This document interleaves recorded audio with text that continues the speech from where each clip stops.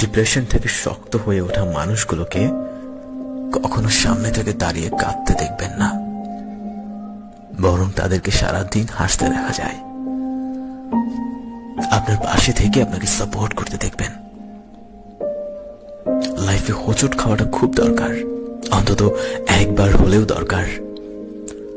ধাক্কা খেলে মানুষ ম্যাচিওর হয়, মানুষকে বুঝতে শিখে। কাদের থেকে দূরত্ব বজায় রাখতে হবে তা সহজে অনুধাবন করতে পারে। এরা যদিও আবারও হোঁচট খায়, কিন্তু আরো শক্ত হয়। নিজেকে শান্ত করার মতো শক্তি এরা রাখে।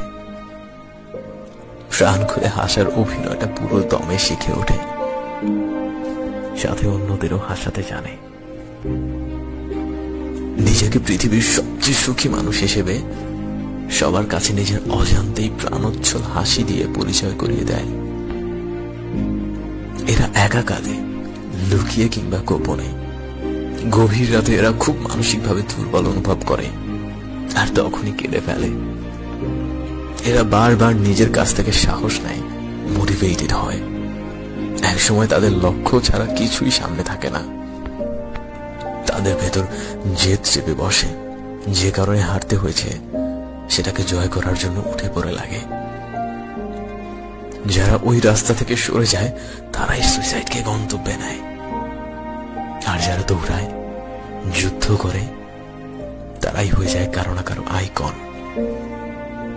ডিয়ার লিসেনার্স, জীবন একটা যুদ্ধের আসর। হেরে গিয়ে অন্যের দুই চারটা আফসোস নিয়ে কোনো দিক থেকেই লাভবান হবেন না। লড়াই করুন, জয় আপনারই হবে।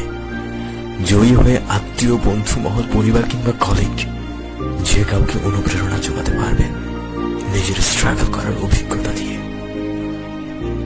অন্যকে নিজের অভিজ্ঞতা দিয়ে অনুপ্রেরণা যোগানোর মতো শান্তি অনুভব করার সুযোগটুকু অর্জন করুন।